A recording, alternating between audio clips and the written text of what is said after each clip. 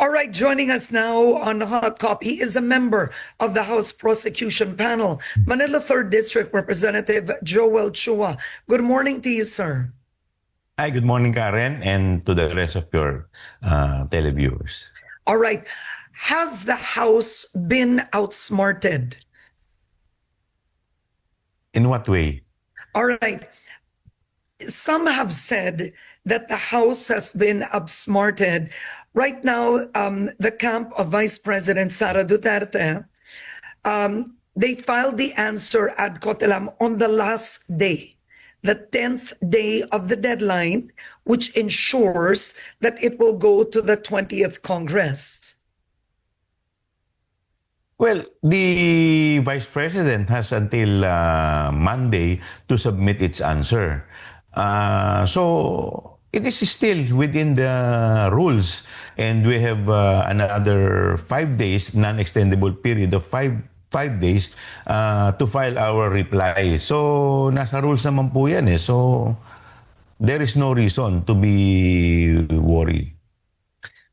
Because you do have some critics already saying that the Senate, sitting as an impeachment court led by Senate President Francis Escudero, has actually, they've contributed to delaying tactics for the trial that actually moves it to the 20th Congress. You know, Karen, since June 2, if you will recall, we were supposed to appear before the Senate, and then it was moved to June 11. So, since June 2 pa lang, nung ito'y minove na nila, there has already been speculation. But of course, we will always, we do not want to speculate, no? So, we will try to submit to the wisdom of the impeachment court dahil ayaw naman natin na makipag-away sa mga senator judges. Okay. Now, the Senate President has described the House as the House prosecutors as stubborn. I'm sure you've seen that, no? Pinapahirapan nyo daw. You're making it difficult. We're not, alam mo Karen, this is not about the House and the Senate. Kami naman, as much as possible, we try to, even though there are some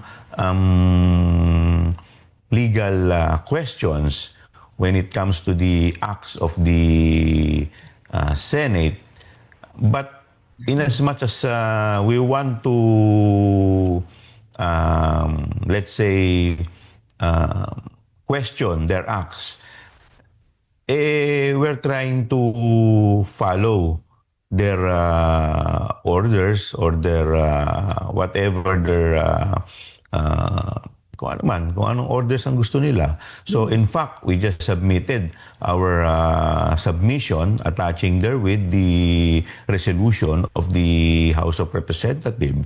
So wala naman, this is not about us eh. Hindi naman po kami kalaban ng Senado. We're just trying to be cautious. In fact, pati nga din tong defense, if you will notice, when they filed their answer, it is not simply answer. Meron pang nakalagay na ad cautelam. So parang in effect, they're trying to question the jurisdiction of the Senate Impeachment Court. So kami naman, we're just trying to be cautious.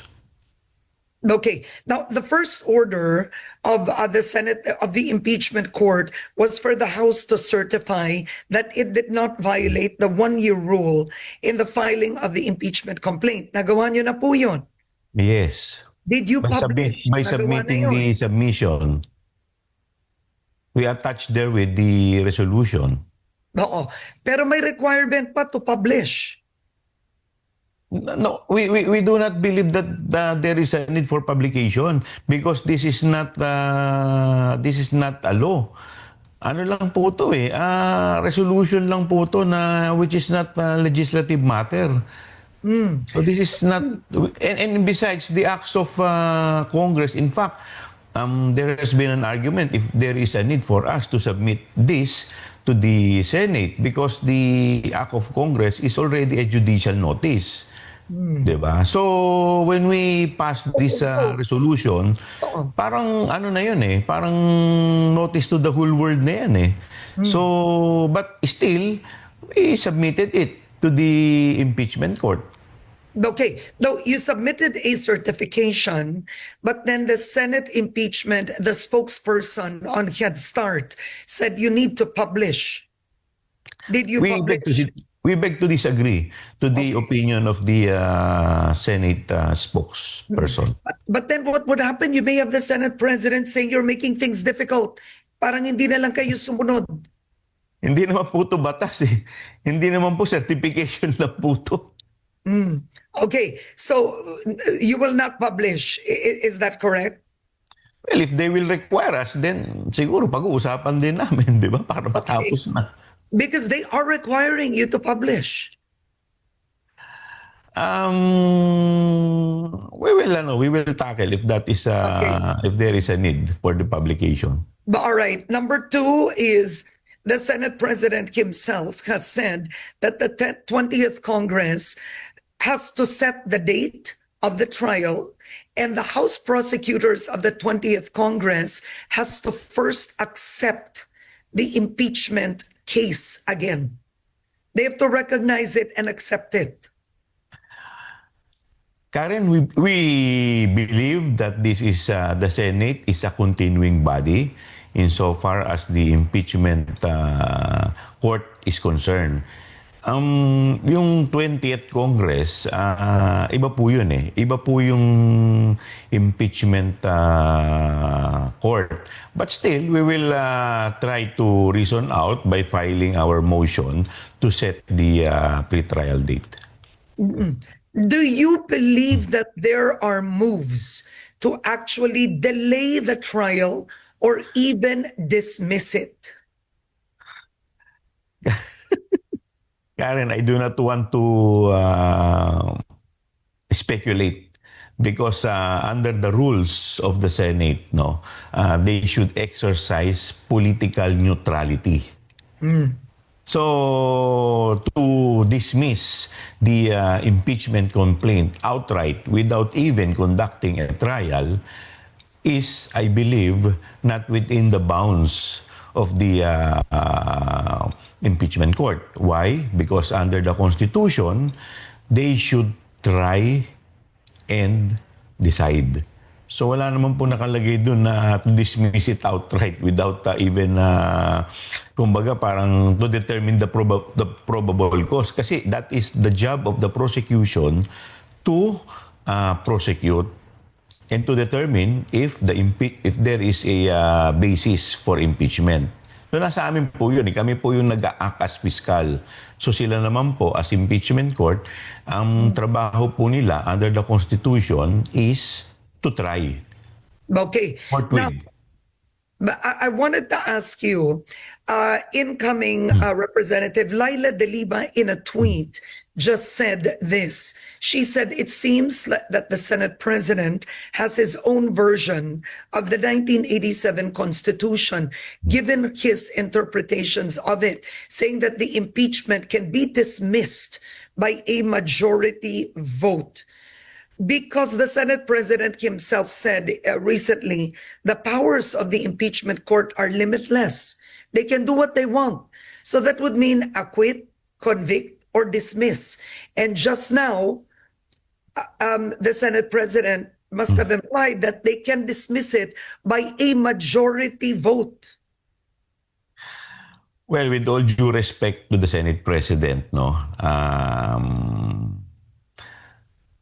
the power is limited. The power is limited, and the power is the power that is given to them by the Constitution. So yung mga nakalagay lang sa Constitution, yun lang po yung power. And that is to try. So siguro, Karen, medyo ako, I do not want to argue with the Senate President considering that he will act as the senator judge. In as much as we want to respect the decision and to submit to the jurisdiction of the impeachment court, syempre tayo naman, we will do all the necessary steps to argue or to reason out to the senator judges. Okay, so what you're saying essentially is dismissal is not an option. That is, I believe, not within the power of the impeachment court. But then he did cite the 1987 Constitution, and the exact quote is, the Senate shall have the sole power to try, wait, and decide, decide all Yes. cases of impeachment. Yes. Let's But say we need it's to a try majority first. vote to dismiss. Isn't that a part of trying it? Without trying? No. Without isn't that first considered- allowing the prosecution to lay down its evidence? So how can you decide? Okay, so your question is how could you decide? But then there's another factor that's ongoing. The ombudsman is conducting a preliminary investigation at this point on the confidential funds of the vice president. So first, do you believe the ombudsman has jurisdiction to conduct an investigation? Well, insofar as, because there are several respondents, no? Insofar as the respondent, vice president, I submit that the ombudsman should first await the outcome of the impeachment before acting on the respondent vice president. But insofar as the other respondents in the committee report, I believe the ombudsman can proceed with its investigation. So your spokesperson, the House spokesperson, has asked this question. Is this the ombudsman's final act of helping the vice president? Do you believe this investigation? Because the ombudsman is retiring in July. You know, Attorney Laila de Lima has questioned the timing, right? The timing of the investigation. She says too early, too late, both. She claims there's no jurisdiction because she's an impeachable official. There is a trial ongoing in effect, right? Yes, The yes. court is in session. So what do you make of the ombudsman's actions? I do not want to make a presumption. So let's just wait for the ombudsman. Baka mamaya naman although we are a little bit surprised about the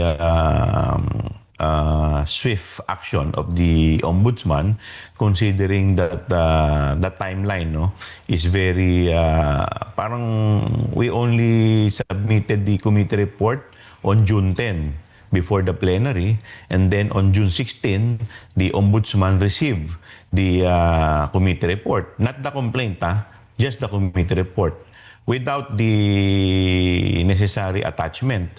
And then on June 19, or 3 days thereafter, the ombudsman already conducted the preliminary investigation. So this is quite unusual, but of course we welcome this development, considering that last November the ombudsman had different perspective, because I believe that the ombudsman last November made a statement that parang he did not see any wrongful act on the part of the vice president to merit any investigation.